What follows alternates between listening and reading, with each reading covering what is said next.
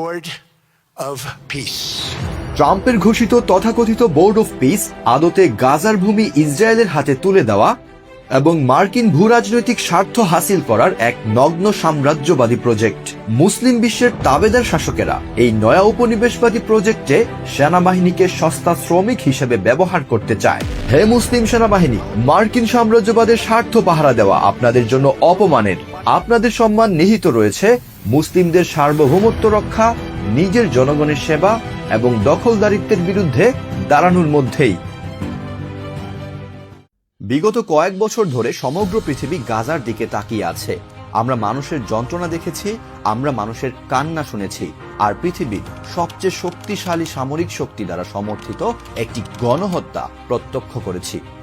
গাজায় আগ্রাসন শুরুর পর গেল এক বছরে ইসরায়েলকে $2,200 কোটি সামরিক সহায়তা দিয়েছে যুক্তরাষ্ট্র।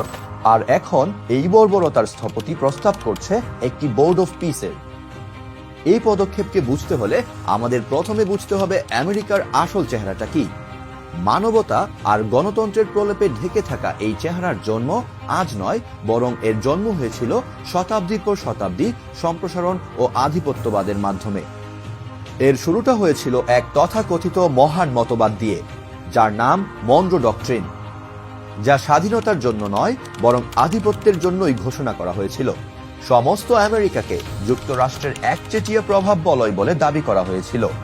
এটি ছিল একটি অর্থনৈতিক ও সামরিক নিয়ন্ত্রণের নীল নকশা, যাতে বলা হয় যা আমাদের তা আমাদের, আর যা তোমাদের তাও আমাদের। এরপর থিওডোর রুজভেল্ট হাজির হলেন তার বিগ স্টিক থিওরি নিয়ে। দেশের ভিতরে একজন সেলিব্রেটেড প্রোগ্রেসিভ হলেও বিদেশের মাটিতে থিওডোর রুজভেল্ট ছিলেন একজন নির্লজ্জ সাম্রাজ্যবাদী।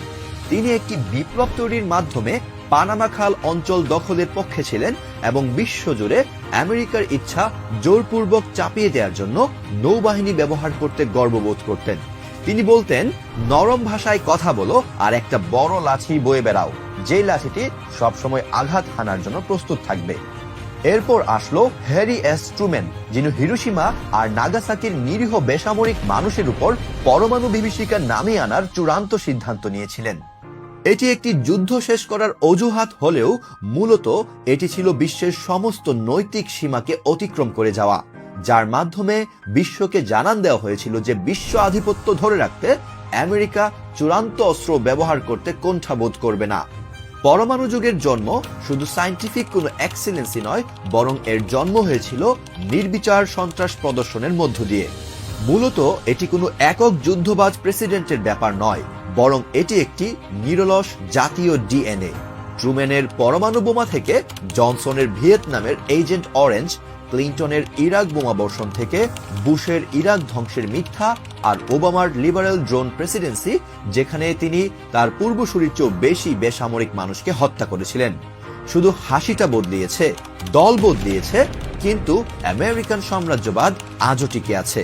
যদি প্রশ্ন করা হয় শত শত আমেরিকান সামরিক ঘাঁটি পৃথিবীকে কেন ঘিরে রেখেছে, এর উত্তর একটাই: বাণিজ্য পথ সুরক্ষিত করতে, তেলের নিয়ন্ত্রণ নিতে, আর বিশ্বজুড়ে প্রাকৃতিক সম্পদ লুট করতে। মনরো থেকে ট্রুম্যান, আজ পর্যন্ত এটাই আমেরিকান নীতির আসল চেহারা, পতাকায় মোড়ানো এক নয়া উপনিবেশবাদ। ট্রাম্প যখন ভেনেজুয়েলার দিকে এগোয় বা গ্রিনল্যান্ডের প্রতি লোলভ দৃষ্টি দেয়, সে কোনো ব্যতিক্রম নয়, সে শুধু মিথ্যার প্রলেপটা সরিয়ে দিচ্ছে। আর এখন এই কথায় আমাদের নিয়ে আসে গাজা এবং এই বোর্ড অফ পিসের কাছে। দশকের পর দশক ধরে মধ্যপ্রাচ্যে মার্কিন নীতি ছিল প্রক্সি ব্যবহারের, ইসরায়েল ও ইরানের মধ্যে একটা চেক অ্যান্ড ব্যালেন্সের ভারসাম্যের নীতি, দূর থেকে ভূরাজনীতির নিয়ন্ত্রণ। কিন্তু এখন আমরা একটা পরিবর্তন দেখছি। গাজায় গণহত্যায় নির্লজ্জ সমর্থন, নিরবিচ্ছিন্ন মার্কিন অস্ত্র সরবরাহ আর গণহত্যা বন্ধে ভেটো আমেরিকার ইমেজ ভীষণভাবে নষ্ট করেছে। তাই তার নতুন একটি মুখোশ দরকার। তাকে সরাসরি এ অঞ্চলে পা রাখতে হবে, কিন্তু তা হতে হবে অন্য কোনো ফাসাদের মাধ্যমে। আর তাই আমেরিকা তৈরি করেছে এই তথাকথিত বোর্ড অফ পিস। বিশেষ করে মুসলিম বিশ্ব থেকে নিজের তাবেদার সরকারগুলোকে জড়ো করেছে এই হস্তক্ষেপকে গ্রহণযোগ্য দেখানোর জন্য। তার পরবর্তী সরাসরি ভূরাজনৈতিক ইঞ্জিনিয়ারিং এর জন্য মুসলিম সৈন্যরা যেন মানব ঢাল হয়, এটাই হলো তাদের সবচেয়ে পুরনো কৌশল। যুদ্ধকে তারা শান্তির ভাষায় ঢেকে দেয়, উপনিবেশবাদকে গণতন্ত্রের ভাষায় ঢেকে দেয়। মনরো ডক্ট্রিন থেকে বিগ স্টিক থেকে অ্যাক্সিস অফ ইভিল এবং অ্যাক্সিস অফ ইভিল থেকে এই বোর্ড অফ পিস। ভাষা শুধু নরম হয়েছে, লক্ষ্য আজও অপরিবর্তিত থেকেছে। এই বোর্ড আমেরিকার ইউরোপীয় প্রতিদ্বন্দ্বীদের এড়িয়ে মধ্যপ্রাচ্যে নিজের ভবিষ্যৎ আরো সরাসরি ব্যবস্থাপনা করার একটি হাতিয়ার হিসেবে কাজ করবে।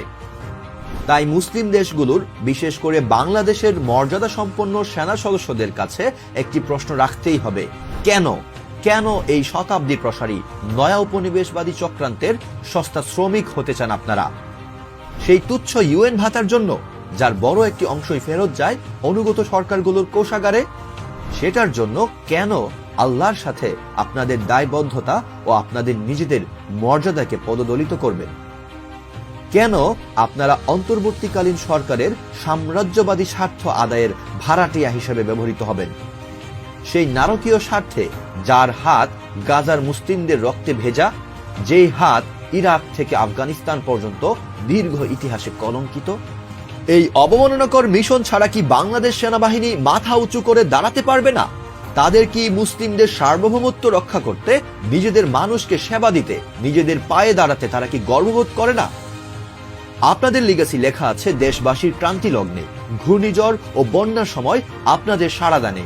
আপনাদের রক্তে বইছে আল্লাহর তরবারি খালিদ বিন ওয়ালিদ আর ফিলিস্তিনের মুক্তির দূত সুলতান সালাহ বিন আইয়ুবীর মহিমা আর লিগ্যাসি। আপনারা হলেন মহান সেনাপতি রুকনুদ্দিন বাইবার্সের উত্তরাধিকার, যিনি ক্রুসেডার ও মঙ্গল শক্তির সিংহাসন একসাথে কাঁপিয়ে দিয়েছিলেন। আমেরিকার মতো কোন সাম্রাজ্যের স্বার্থ পাহারা দেওয়া আপনাদের ইতিহাস হতে পারে না, যারা সর্বদাই আমাদেরকে পরাধীন করে রাখতে চায়। আমাদেরকে স্মরণ রাখতে হবে, এই বোর্ড অফ পিস কোনো প্রস্তাবনা নয়, এটি একটি ট্র্যাপ। মুসলিম সেনাবাহিনীর বিবেকের জন্য এটি একটি ট্র্যাপ, আর জঘন্য সাম্রাজ্যবাদীদের জন্য এটি একটি নতুন মুখোশ। এই রাক্ষসের মুখোশ আপনারা হতে যাবেন না। গাজার রক্ত, ইরাকের রক্ত, মুসলিম উম্মার রক্ত চিৎকার করছে, আর সেটা চিৎকার করছে ন্যায় বিচারের জন্য। তারা চিৎকার করছে না অত্যাচারীদের নতুন প্রহরীর জন্য। মনরো থেকে ট্রুম্যান থেকে আজ পর্যন্ত শুধু চেহারাই বদলিয়েছে, সাম্রাজ্যবাদ বদলায়নি। এই ষড়যন্ত্র প্রতিরোধ করুন, আপনাদের সম্মান রক্ষা করুন, গাজাকে স্মরণ করুন।